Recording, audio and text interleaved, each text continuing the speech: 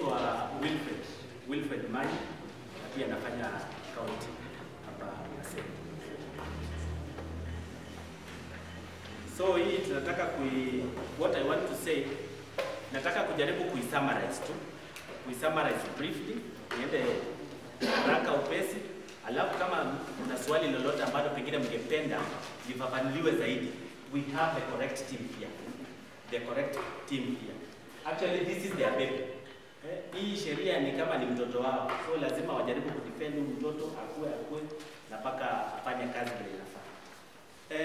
Hii regularization, mnasikia regularization. Regularization ni nini?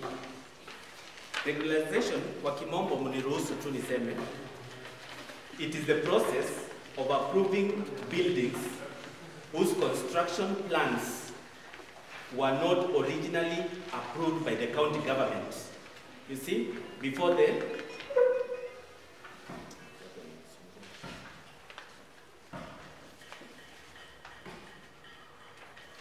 so is the process of approving buildings whose construction plans were not originally approved by the county government before construction began, but meet minimal structural, habitable and safety standards. Ndio maana nasema hii sheria ni kama itasaidia sana Eastlands. Kwa nini? Eastlands kuna buildings nyingi sana zinaendelea kujengwa, but hakuna nini? There are no approvals. You see? Lakini sasa because these buildings zina meet ile minimum threshold standards, unaona hizi buildings, of course they have not been approved by the county, lakini ukiangalia they are habitable na zina meet some standards. Unaona? So that's why now instead we assist county kufukuzana nao, we do what? We regularize. We approve these buildings na zinaendelea kufanya nini? Kuendelea kujenga. Ile litigation, ile mtu anakimbia kotini, tunaanza ile kupigana hivyo. Tunataka kusema because hawa sasa wataenda waangalie kwa ground. There are those standards. Wanasema hizi haziko mbaya. Instead ya sisi hata kuziangusha chini, wacha tu tuziapprove tu. Unaona? Alafu nao there are some fees watatu. Hii proposed bill,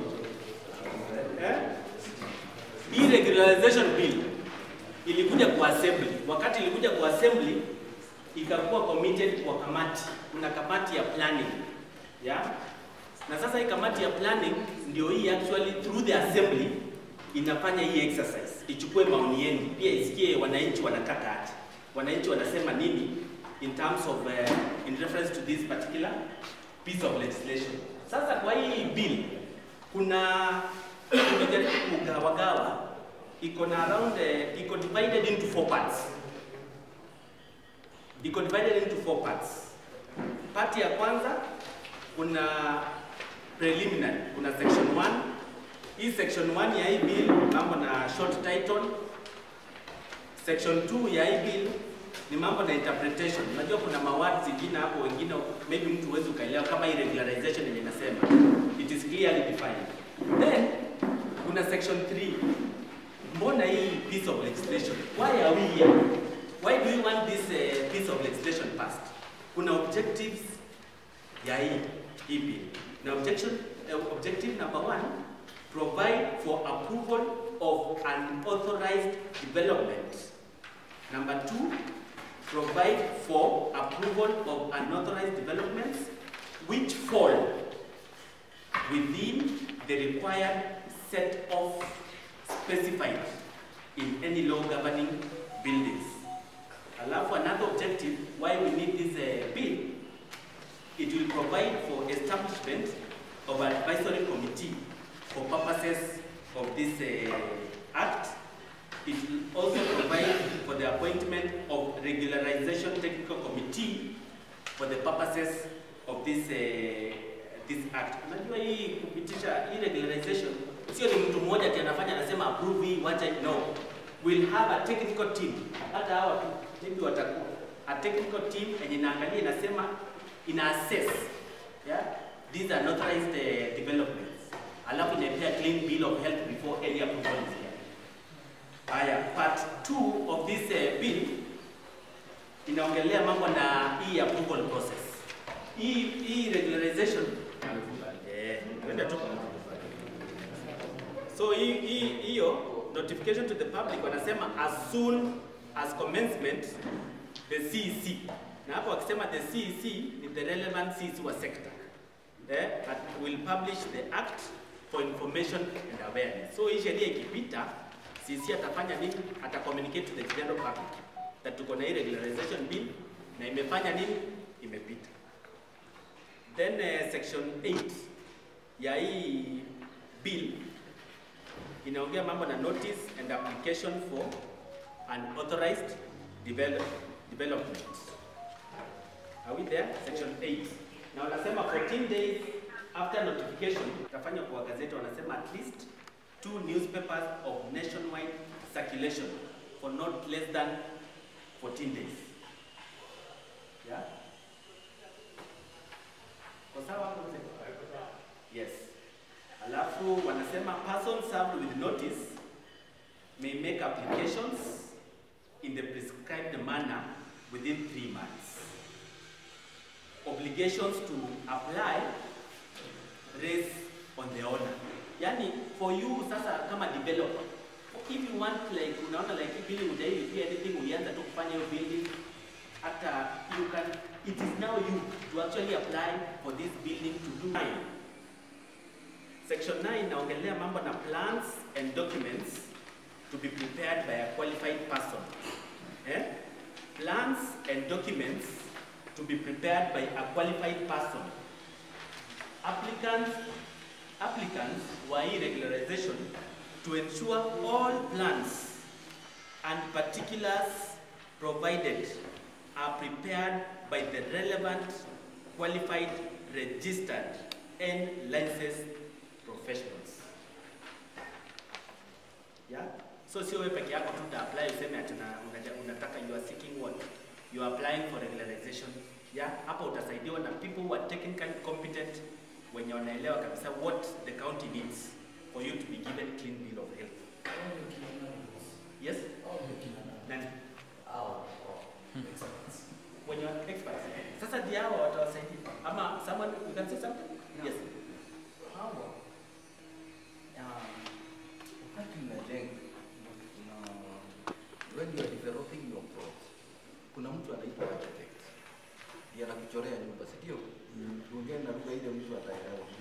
Haya, kuna mtu anakuchorea chuma na anaangalia chuma, anaitwa structural engineer. Si ndio? Kuna watu wawili. Hawa ndio professionals. Kwa hivyo utaenda kama ule mtu alikuchorea hayuko, utapata mwingine ambaye ni register. Wanakuanga registered kwa government. Kuna namba wanakuanga wamepewa something. Na wanaandikaga pale kwa plan 1, wanapeleka plan huko, wanaandikaga na wanapeana certificate. Hiyo ndio professional. Si ndio?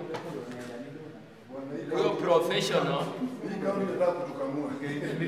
professional atakuja angalie what is on the ground, whom will agree kama structural au kukuwa na structural engineer. Na lazima ukienda for approval, structural atakuja angalie structural integrity ya hiyo nyumba. Atakuja apime, of course it has some cost. Apime kama nyumba foundation ni firm. Angalie, andike report. Kwa sababu you cannot approve a building na ujui integrity yake iko namna gani. Kama ilichimbwa vizuri, ataangalia.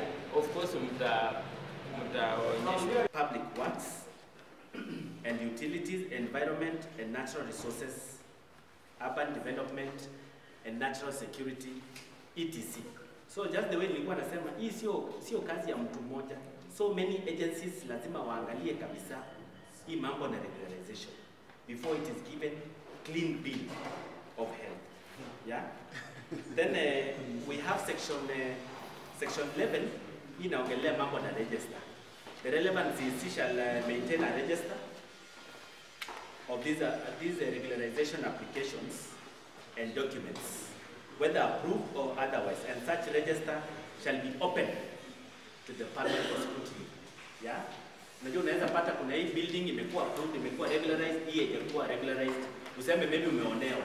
So hizi documents zote zitakuwa available, wewe uangalie kabisa which criteria was used to approve this, which criteria was not used to ama was used not to approve this one.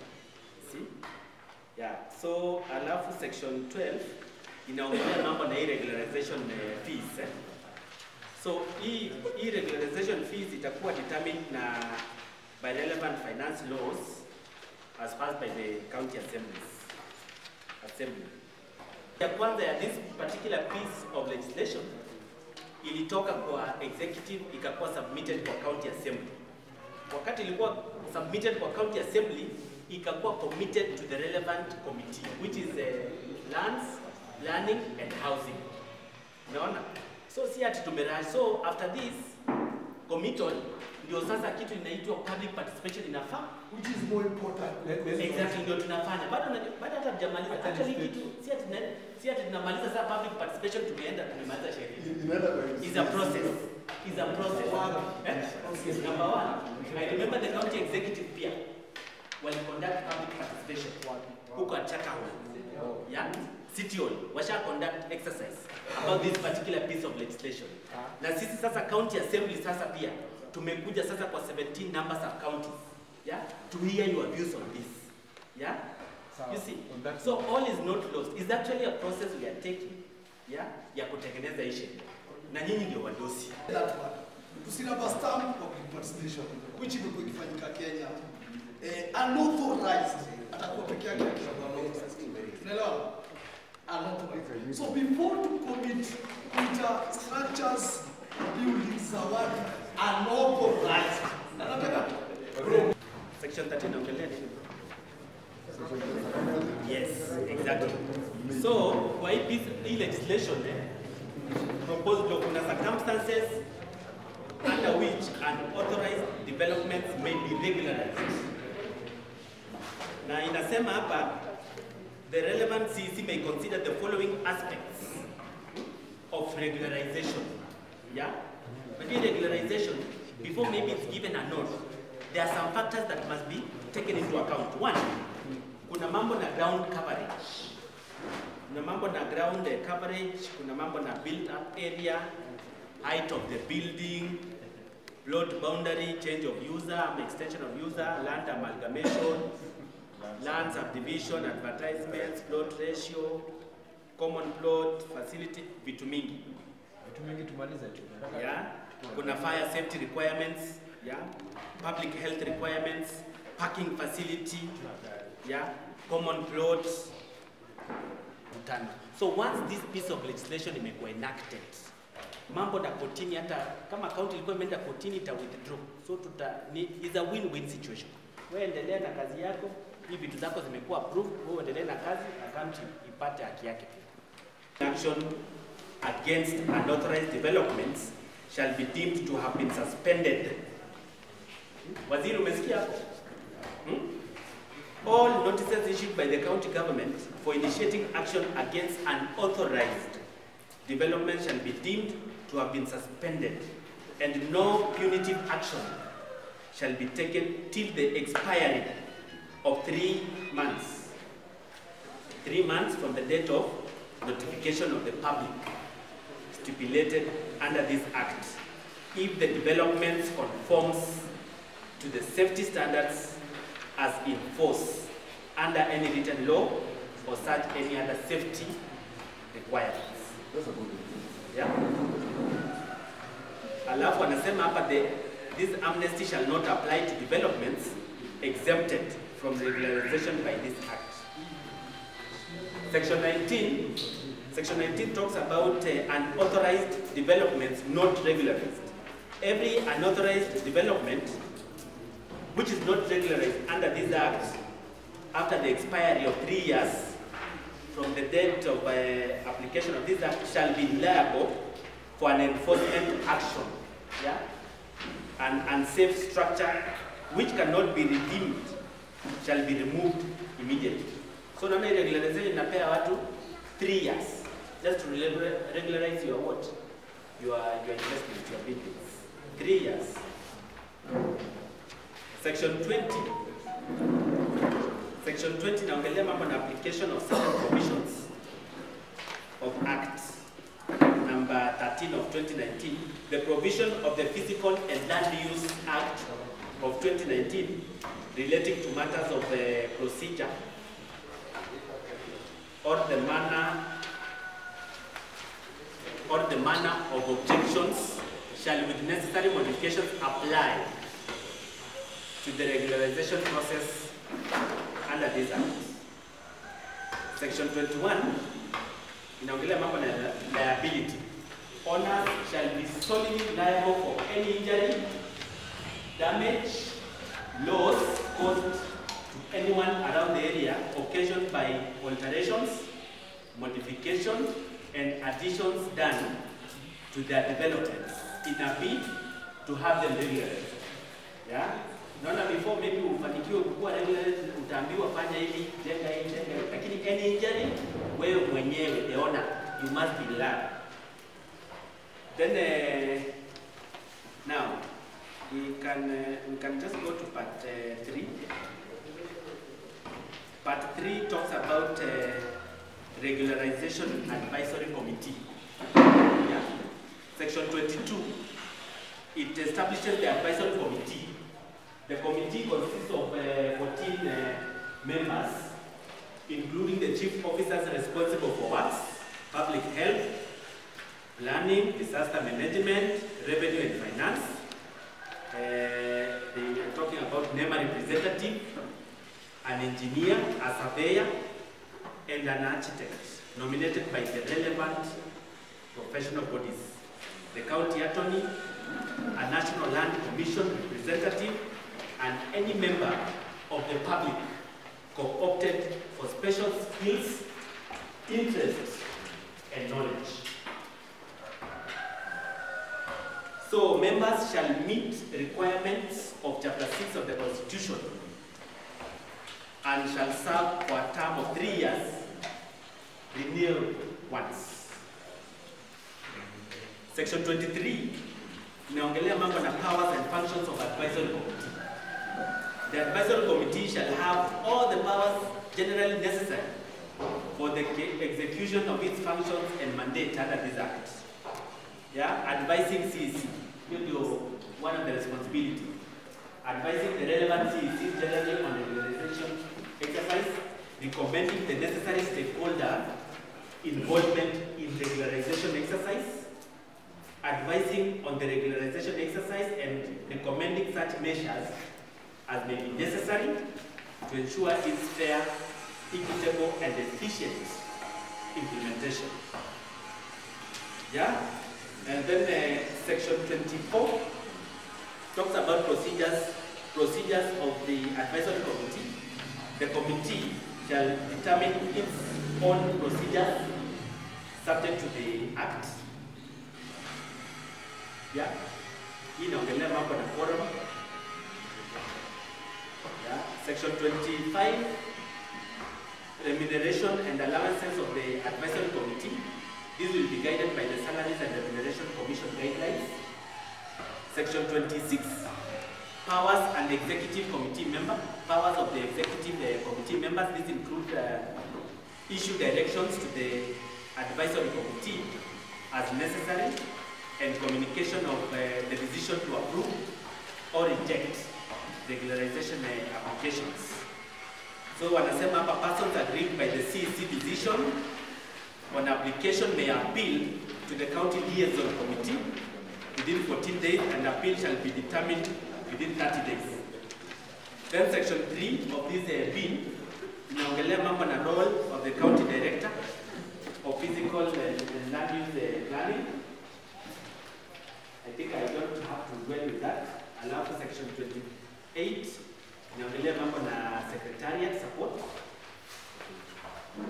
The Directorate of Physical and Land Use Planning shall provide secretariat support to the advisory committee.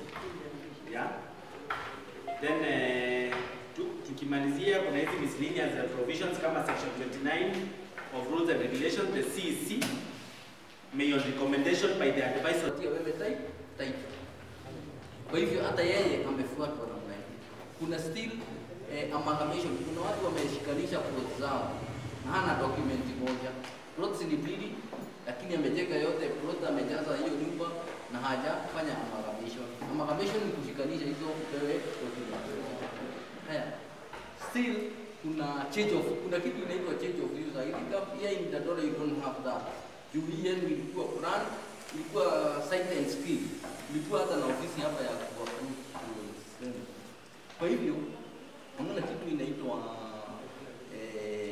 change of user na hii ingine inaitwa change of user. Change of user means umebadilisha utumishi wa hii nyumba. Hii nyumba ni hall, unataka kuifanya iwe shule. Lazima uandike change of user from a social hall to a school. That should be approved by Nairobi. Kama ukicheji na hukufanya. Unaona hii document inakuja na consequence ya pesa. It will be very expensive to approve buildings in Nairobi. Kwa sababu ukinotice since 2022 this is the first bill from the county imeletwa kwa citizens to discuss. Usifikirie imekuja tu hivyo. Hii ni pesa inatafutwa na county na ni pesa mingi sana, na sisi ndio inakuja kuuliza, tusidanganyane. So my first proposal was the initial planning and approval. Hiyo kitu kwanza ingekuwa automated kwa sababu haiko automated. Everything in this government is digital. Sijui kwa nini approval ya previously haiko digitized. First of all, nataka kushukuru county, the whole team is here. Na hii team kwenye mko hapa. Hii hapa mnafaa pia mwambie wananchi mnaendea open space mkitumia document. Kwa sababu inawapatia power, inawapatia executive power. At the same time, mna create job opportunity. Nimeona mahali mnachagua person of interest, sijue nini atakuwa kwa hiyo committee. Hiyo najua ni political appointments zinakuja hapa. So sisi kama wananchi benefit yetu kwa hii document. Kuna iko na too much English na bakery, let me call it a bakery, in a sugarcoat a lot of things. But the thing is, it is not the right time to bring this document. Na swali yangu ingine inakuja na through opposition that is it the first bill ya county ndio tumediscuss kwanza from 2022 3 years later, is it the first bill imetoka? Because I want to get what is this in this bill yenye hatujai discuss from 2022 September 1st. This is the first bill imepitishwa county. Kwa sababu ina raise a lot of eyebrows. Kwa sababu kama zimekuwa zikifanyika huko Charter Hall venye it normally being done, lakini hii umeona wisdom ya kutuletea sisi kwa sababu itatupigisha nduru. Huko chini itatupigisha nduru sana. So on the same on NP ya hii document. County najua ni pesa inakuja kutafuta na hii document. We have always had issues with how resources are managed by county. Na ndio maana tunaimba wimbo inaitwa One Town. Because of this, muna collect a lot of revenue, but among zile counties zinafanya least development in Nairobi County. Na ndio maana tuko very categorical na tuna stand on that farm. That story ni One Town. Na mmejipea miaka 3. 80% of our buildings ziko approved. Na kama haziko approved, na ninaona hapa tuko na system ya kama building developer haja comply na ile regularization, kumaanisha buildings zitaenda chini. How realistic is this thing? Kwa sababu hata tukiendelea, do you think tunaweza angusha 40% ya buildings in Nairobi? Because sisi tuko ground. Majority of the developers huku Eastlands. Kwa sababu structure zetu unapata ukikuja huku chini ni mabati. Mtu amejenga nyumba ni structure za mabati, sio hata building kama hizi. I don't know how the county inataka ku regularize hizo nyumba. Sisi kama residents wa Nairobi, we are very serious ikifika hapa mahali pa pesa. Kwa sababu the first question tuliuliza, hizi nyumba zetu Wale watu wanajenga huku Eastland, huku chini kwetu Dandora, they cannot afford an architect. To get a good architecture akuchoree nyumba, you need around 400,000. Hiyo you need around 400,000. Unaweza hiyo ako ka allotment ako umepewa ako ka froti ka 50 by 100 umeuziwa 400,000. Are you getting 400,000? Haya, kwa hizi fees kuna vitu nyingi sana sasa zimewekwa hapo. Kwa hii nyumba sasa utahitaji land surveyor. Land surveyor on the lower side ni karibu 14,000. Utahitaji mtu wa roads and transport akuja akague kama hii nyumba haiko hapo. Utahitaji mtu wa public health. Utahitaji public works, environment. All these are fees ambazo zimewekwa pale. Ni fees ambazo zimefichwa pale na county. Hii bado as residents we feel that hii itatunyanyasa zaidi kwa sababu hizi ni kama kuweka extra levy. Some of us are already comfortable with county kuitisha rates, but hii ni kama land owners wanataka kufinyiliwa sana kwa sababu hapa kuna vitu hazingi, tutafinyiliwa zaidi hapa. But the intention of the document is which is not, to me it is not good, because even as we speak, these buildings were being built and your officers, they are going there day and night to take money. That is why my brother was saying that it is not that you don't know what is going on the ground, is that it is corruption. Even there is a building which has been erected in Kariobangi just the other day, in 3 days' time. There was a reason for that building to be erected. And that building, when it was erected, we called your officers and we told them that that place is a riparian land, it is a place of road. But your officers came there and took money. And now the building is complete. So today I've been paying, if the same people whom I normally see on the ground are the ones who are saying that those buildings should be regularized. It is very painful. And we normally see them. We are on the ground. We see them with cars coming to those places, and the places which they are coming to do, to check the buildings, are the riparian lands and the open spaces. So my question is, for those places which have been grabbed and they don't have title deeds, how will you do the regularization? That is my big question. I'm just going to pinpoint my questions across different sectors: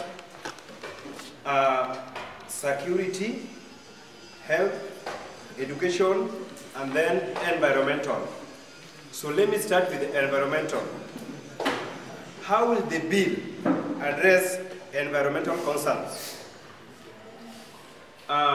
Things like waste management, na hizo zingine. So I will be more concerned with our sub-county chief environment. I hope you will give me more clarification concerning the bill and how the bill will give an impact about environmental. Second, infrastructure. Our planning, building planning and whatever. Let me just talk about the infrastructure. About regulations, process. How will this bill affect our roads, water, and sanitation systems? And what are the solutions as far as the bill is concerned? Services, as far as the bill is concerned. How will the county provide adequate services on this process of regulations in concerns with health, education, and security? So I'm here to know how the health officers within Embakasi North,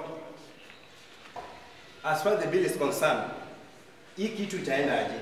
And then the security system, hii kitu itaenda aje in concerns with the bill regulations? Ya mwisho, the community engagement. Will the county engage the residents and the stakeholders throughout the regulation process? Ama itokiwa tu hapa ikishaisha hapa mkienda pale mnafanya zeni. And that's what we are. Ndio tukuja hapa tokae hapa to mean we need to have something structured and something ikwepoa, ndio at least tukikuja hapa to waste time and then mkifika pale mnaandika zeni. We are not going to allow that. So I just like ningetaka hii regularization bill isikuwe ina pinpoint individuals. Mimi ningeomba kwanza kaita tusapita itaget public land. Hapa kwetu kuna public land imegrabiwa toka Dandora 1 mpaka Dandora phase 5. Hapa katikati yote komanda, hiyo yote public land. Tuko na stadium pale ilizuiwa kuwa kubwa kwa sababu watu wamegrab land. Tuko na mashule haziwezi expand kwa sababu watu wamejenga hapa. Na pia na example na Wangu Primary. Wangu Primary title deed yake shows a square school. But ukienda ukiangalia shule yenyewe sasa hii it is a structure like kuna kona. Ningetaka muangalie vitu kama hizo kama there is a building there called Chester Hotel. That Chester Hotel iko kwa Wangu Primary ndani. Ningetaka kujua ile regularization bill, je, itaapprove shule kaa hiyo iko kwa public land? Hiyo ingekutusaidia sana cause shule kaa hiyo sasa hii Broma. Hiyo shule iko na watoto 5000. Nilisoma hiyo shule ikiwa na watoto 800. Classes hazijaongezeka. Niendelea kwa hiyo shule. Watoto sasa nilisoma ikiwa 800. Umeniget? Hii shule iko hapa Green iko na watoto 4500 share. Si kweli? Na watu walisoma pale wakiwa 770s na 80s. Classes hazijaongezeka. Ila space yao iko. Haya, hapa hii mali tuko hapa. Hii social haifai kuwa hapa. Hii ni hall tumeweka hapa course. Mimi na vijana kadhaa tulikataa, kuna mabwenyenye walikuja kutengeza tu ibanda. Social yetu iko pale Green. Hapa mbele pale Kadia. Kwa maana unajua. Hiyo yote iko grabbed. Yote kuna mabaa, kuna maploti za watu. Ile regularization inataka iniambie kama hiyo public land itarudi kwa raia, ndio tujenge social ya maana yenye kuna amenities za aina yote. Haya, kitu kingine nimeona kuhusu, that's when niko na kwa regularization bill, tunafaa tuende through na hii public participation haitoshi, cause nimeona kuna kitu uliomita hapa inasema as much as mta approve, bado kitu kifanyika kwa hiyo gorofa makosa bado itabaki na huyo umeona na maengineer wake. Na nyinyi ndio mmesha approve na mkaregularize. Specifically kwa mali I think iko wapi? Umomiti kitu ningetaka kuwa clarified kwa nini authorize then bado makosa itakuwa yangu hiyo gorofa ikianguka ama something happen. Iko kwa section 1. Hapa number 21 part 2 inasema regularization of the process regulation shall not in any way mean the acceptance of any county government. Mashida yote itatokea bado ni hapo. So mimi najua as much as umesummarize kitu kuna vitu ndani zimejificha zenye bado zitatumiza kiasi. Someone like me who came here 3 years ago, I might not be able to pinpoint naambiwa tu hapa kulikuwa na public land. I am not sure because I am not privy to the information. And if you look at the bill haitakiwa hiyo.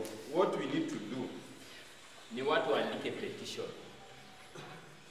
Waseme tunajua hii ni public land because I saw one individual aliandika petition in Buruburu na akarecover land yenye hata ilikuwa imetolewa title na ilikuwa imeenda na akakuwa na history mzuri akaeleza, and the land NLC ilirudisha because hakuna kitu imetuzuia kusema. Unasikia kama ni Dandora Road napita mahali unaambiwa unajua hii yote ni barabara, lakini sasa ni buildings zimejaa. Ukienda same to Kariobangi unapata shule imejenga kama hapo, unapata shule imejenga, unaambia kwa hiyo kona unaona hiyo kanisa, this is part of the school. And we have that problem all over Nairobi. Hapa Makadara hapo Naivas, sio the point. Hiyo shule ni Martin Luther. Kuna mtu amejaribu and it's the community which has resisted. Official uko juu mtu ana shida, but the community has resisted. Ana title, amejaribu kutumia security, amekuja na askari, wanakuja wanabomoa ile store ya shule, mchana raia wako hapo. So wame protect your land because wanasema we are here. Garden Estate where I worked, kuna mtu ana title ya hiyo ofisi yetu na shule which started in the 60s. Jamaa title yake ni ya 90s. Na amekuja kuclaim. Siku moja amekuja akatufungia pale ofisini. Anakuja na watu wakaanza kuweka. It's the people, the community which resisted. Ikakuja ikasema as far as we are concerned we know this is. Sasa yeye ana document tu anatembea nao but ana shamba haezi kwa sababu raia wenyewe wanajua what is due. So as a community we petition ile yenye tunaona, na petition inaenda NLC na uchunguzi ya hiyo land inaenda. You will find most of this nini land kwa ile original nini, especially area kama hii that was planned. Sidadore ilikuwa planned. Inaonekana vizuri, wakienda kwa original wataona. Na mtu yote ambaye aliacquire illegally, NLC will sort. Kwa sababu I have seen them sorting issue yenye ilikuwa. But so you find most of the time challenge yenye imekuwa watu wana pursue. Ikifika mahali some are compromise, some are nini, hiyo kesi inaisha. That has been the challenge. But kama community, if we are firm and we have to protect what is ours, because in the future population will increase. Kama sahi Kariobangi tutaunda flats, meaning more people will live and they will need more space. Of course your flats itawacha space, but they will need more space for utilities, public utilities, fields, nini. So if the onus is on us, let us rise up. Kwa sababu hii bill haitajua mahali watu wana raia. Wakati mwingine inatokana na serikali. Mimi kama mtu wa phase 2 naitwa John Moher. Before tuanze kusema hii sheria inakuja kusema hii building haikuwa inakubalika, ama ni jambo bila kufuata sheria. Sasa tuko na nguvu ya kufanya nini kama serikali? Mko na nguvu ya kuregularize. I want to ask something. Dandora tu tuko na cinema. Dandora cinema. Ndio nimereport kwa ofisi kwa sub county. Dandora cinema hiyo ni not only space ni yetu, mpaka the building ni yetu. So bado nataka tuko na exception kwa the whole bill that there are some structures that tungependa before county, because mimi najua serikali ni serikali, watakaa chini watapitisha, tutapoke bado complain. So ni vizuri sisi kama community, watu wa phase 2 Dandora cinema until si tuelezewe kuliendaje ikakuwa ni ya kanisa na ni ya shule ni Bishop Mzomba. Number 2, kuna mtu ametaja Jester Hotel ile kwa pale wangu, na bado kuna Soul Harvest, because land grabbing inafanyika through makanisa. We have uncounted a good number of churches in Dandora phase 2. So the question is, tutakuja tupate Kimutai kama mimi hadi tuko na space ya watoto, tuko na kanisa kubwa sana pale, na mimi nimegrow pale, and I can tell you kanisa ni uwanja wa grab. So tunataka kuuliza swali, tutapata tena hizi structures serikali imepitisha? Because it is important. Another thing, subcounty wamekubalia ni mgeni na ni vizuri. Tuko na areas moja iko pale panaitwa Migingo. Migingo ni ukiwa cinema uingie, a very big piece of land, imejengwa na watu, imejengwa na raia. Sasa hivi tukitaka kutengeneza maternity hatuna uwanja, tukitaka hospitali hatuna uwanja. Ukienda Buruburu ndogo pia, Buruburu ndogo ni ukiingilia pale kwa chief ingia kidogo. Hiyo ni uwanja yetu, imejengwa na watu. Na sometimes hizi uwanja zinauzwa na vijana, lakini wanauza in conjunction na serikali. Hakuna mahali kijana anauza shamba bila serikali kuhusika. Ni vile pale mbele utapata mdosi, utapata kijana ametumika. So we just want to confirm a few things. All these churches that we have been complaining, in fact, let it be on record. We don't need 1,000 churches, 2,000 churches, 3,000 churches, 4,000 in Dandora phase 2 at the expense of our spaces. At the expense of our spaces. Hiyo nayo tutaki. So before tuletewe tuambiwe barua zimepatiano, ni vizuri tuhusishwe. Another important question, because mimi sina plot Dandora phase 2. Lakini shosho yangu mwenye angeweza kufika hapa, akona plot. Hiyo plot alitengeneza kitambo sana. Mimi nikisoma primary wangu. Yeye hajui hii kizungu yote haielewi. Na hiyo nyumba tangu mimi nizaliwe ijaibomoka. So kwa niaba ya wale wazazi wa Kongwe wenye walikuja Dandora ikianza, wenye hawajui serikali inafanya nini, na serikali ikiamua kufinya haitambui inafinya kila mtu mpaka mtu mzee.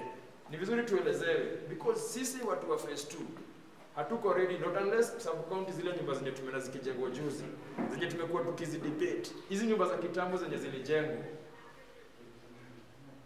in case serikali ikuje ianze kuitisha pesa huko, tutakataa. Hiyo tuwezi toa, hiyo nyumba haijaanguka, because I'm looking at this deal na some angles. Maybe angle ya kwanza ni progressive. Nairobi ilianza chukua kidogo sana vile waziri anasema. Maybe mahali kama Buruburu walikuwa wameambiwa tengeneze mpaka first floor, si ndio? Sasa population imekuwa kubwa and maybe they want to elevate their buildings. Maybe bado kwa upande mwingine, sometimes back tulikuwa na issue na Kilimani wanasema hawataki nyumba mrefu huko. Maybe this bill junior Nairobi yote si ya Dandora. Maybe iko meant for them, because if it is meant for us, ikuje kwa mzee hapa, ikuje kumuitisha pesa sijui ya kupitisha nini, sijui county ya nini, hiyo sisi tutaki. Lakini zile nyumba zenye zimejengwa mpya na sub county hata before maybe ukuje hapa kulikuwa na mwingine, na record ni record, serikali iko na record. Na watu wanasema vizuri sana, ni vile sasa yeye ni activist. Sometimes we don't get along with activists. Serikali iko na map. In fact, serikali iko na map, and we want that map ndio tukiweza. I came with such a concern, nikaambiwa Dandora Cinema we read a petition tuseme hii uwanja ni ya community, lakini county maybe mwenye alikuwa ameuza ni mtu wa county, hawezi kuja ongelea hiyo kitu. So to the person who is in charge na hii kitu, Juni mwaka tu next year waanze kutembea kwa hizo nyumba zetu miezi 3, tafadhali tuangalilie nyumba zetu, na mtu angalilie nyumba yoyote imejengwa hii wakati, nyumba yote mgeni sub county, hapo ndio tungetaka at least wacha community ihusishwe. Wacha sisi tuulizwe hii nyumba, because hizi nyumba zimejengwa mkijua, hata kama si Kimtai alikuwa walikuwa ni kitu kinajulikana. So kidogo tu. So mimi naangalia situation yenye the same government ilipitisha nyumba zijengwe bila pale juu kujua. Now they won't come with a bill yenye itazisafisha. Unaona? Hii ni capital hill nyingine sasa. Tulijenga nyumba vibaya, maybe Jote aligrab shamba mali akajenga na iko kwa system. Sasa tukuja na sheria yenye itapitisha. So kindly to with all these things, let us be you are aware. You are aware, we are aware. Any part that is grabbed, the system is aware, the public is aware. Na sometimes ni kweli ya mwata. Vijana wanakuja wanakula pesa. Nipe an example ya mwisho before nikae chini. Juzi palikuwa panajengwa mahali pale kwetu. Na wakijenga, sisi tukakataa. Tukasema truck hii space ijengwe ni bana grab. I think Ambessa is aware. So what happened? I received some phone calls. Wakasema John, ule mama ametoa pesa, mnampiga sana, but we said no. But you see now that statement was coming from serikali. Serikali inakwambiaje, wewe kubali mko compromised because mtu ametoa nini? Pesa. So hii sheria ni mzuri, na pande nyingine ni sheria mbaya kwetu. Na ni sheria inakuja kuprotect kiongozi mwenye si kiongozi, civil servant mwenye alikuwa corrupt. Sasa lazima akuje safisha, apige whitewash. Tafadhali ni tu tuangalie. Sisi bado mimi napenda kuheshimu serikali sana. Serikali ndio inatulinda, ndio inatuongoza. Lakini bado mkikuja kwa ground, tutatumia ile sheria ya kuwakimbiza. Mimi najua mko na commander, mko na askari, lakini raia atafinywa. In the name of tupitishe zile bills zenye hazifai kwa mtaa. Kama hazifai. A professional, someone in school of thought, is qualified, has been licensed, you must have to do the right thing. You must have to do the right thing. Not bribery. He knows, even inside the follow Hassan, he knows the consequences, part of it. What it will cost at the end of the development.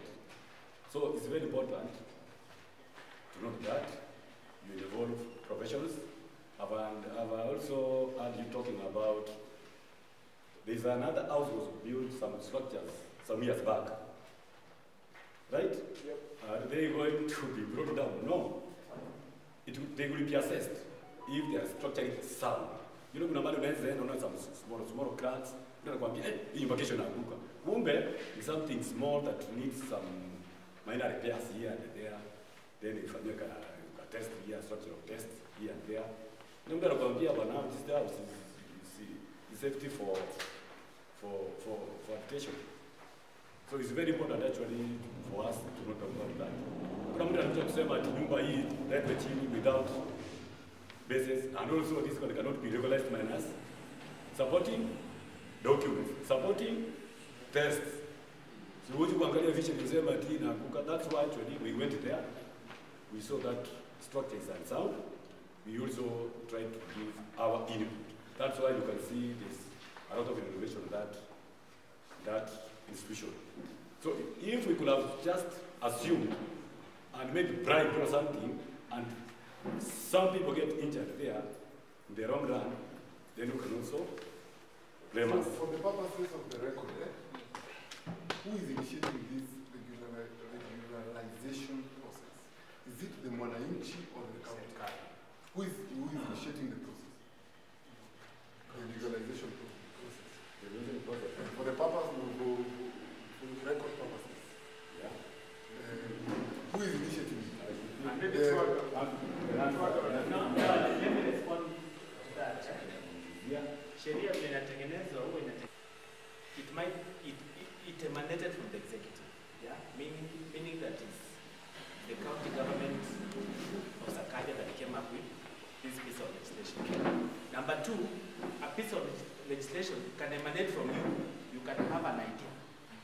Then you share with with your MCA, you know? Inakuja kama private members meeting, something like that. Okay. So who is? Yeah. Who is initiating the process? This regularization. No, these are bills that imetoka from the share. Okay, I'm saying that nataka nyumba yangu hiyo approved.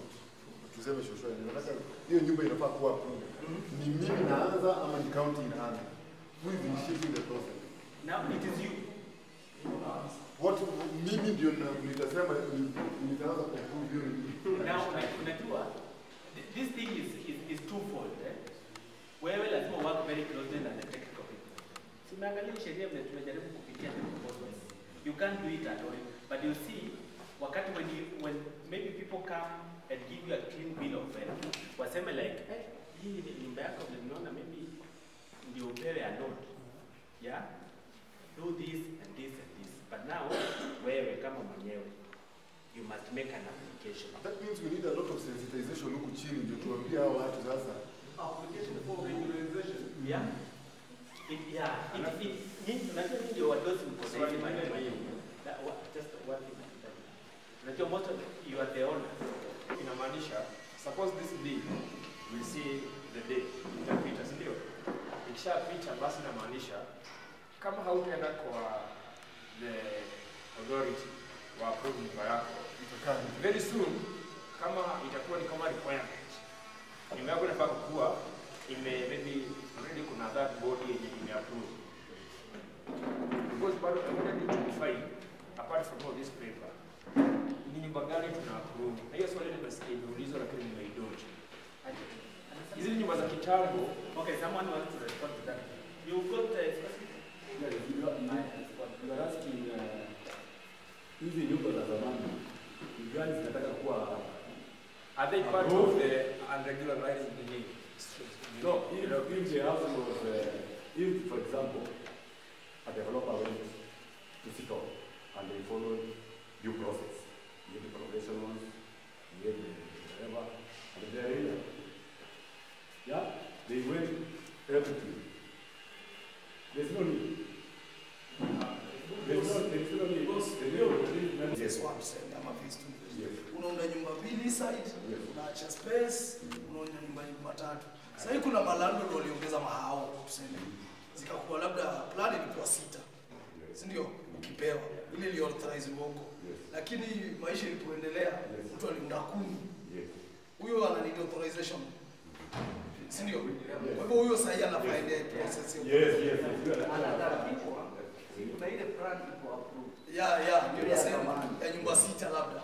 Your architect or your person who is helping you with the drawing, anachora existing current maybe group, extension led.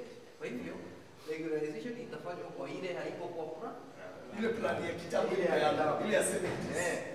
We ati wewe wacha huyo ajibu. I don't know if I should call you Waziri. I heard you ulikuwa unauliza unauthorized. Waziri jibu tu unajibiwa hapa. Wewe upige tu hapo. Waziri ulikuwa unauliza about unauthorized and authorized building. I heard you say that some time back. Unaona tena kwambia authorized ni ile yenye approvals were done at city or like you took the architectural drawing, it was approved, and then the structural drawing pia ikakuwa approved, and then when they were approved you came and put up the structure. Hiyo ndio authorized development. Unauthorized on the other hand ni ile yenye haikupita hiyo process, so hatujui. Sasa tunaongea nyumba za 70s. Sepenye amesema. Yes, 70s. Jenga hata wengine walifariki, wengine walitaya. Si ndio tuliachia sawa. Haya kubwa na hiyo. Na kanjo kwa chenye ilifanyika ni kanjo waliotengea choo mbili na nyumba mbili ama nyumba moja na store vitu kama hizo. Then mtu aka develop. Haya kuna zile mimi huambiwa na maimamu ati zingine zilikuwa zimekuwa structure na zimeplan. So it's good that we give our input. Hata ukisoma katiba ya Kenya haiwezi kuturidhisha kila kitu. Hakuna kitu yenye we can agree 100% because one way inafinya mwingine, ingine iko afadhali kwa mwingine, but it's better we start from somewhere rather than we are out. Mimi tu tufunge kidogo na unga mkono tu mpangilio ambao uko nayo, lakini kitu na sidi kuomba ni kwamba kuna mashamba mengine unakuta ya kwa public land, hiyo mimi naunga mkono, hamwezi ku adopt something that is illegal, but then the surrounding community must lodge the complaint so that you can understand hii building iko kwa public land ambao the community is charged. Kitu nasema kuna watu wengine walikuwa wamepewa mashamba wakati 1992 during the multi-party whatever. They were given mashamba kwa sababu walikuwa wakubwa wa serikali mahali. Hata wengienda kwenye walipewa mashamba wajui ni wapi for more than 30 years now. And the people have lived there. So these are absentee land owners. But there are people who are there. Just go there, adopt the people, because there is no case there. If there is no case there, adapt the people who are there or live the landmates. Alafu jambo la mwisho, hii mambo ya formality ya legalize the building. Tafadhali naomba usiweke gharama kubwa sana, sababu watu wenye wanakaa hapo hiyo mashamba si ati matajiri, ni watu maskini. Iwe ni formality ambayo haichukui pesa mingi sana, kwa sababu ikiwa pesa mingi inazuia watu kufuata hiyo formality.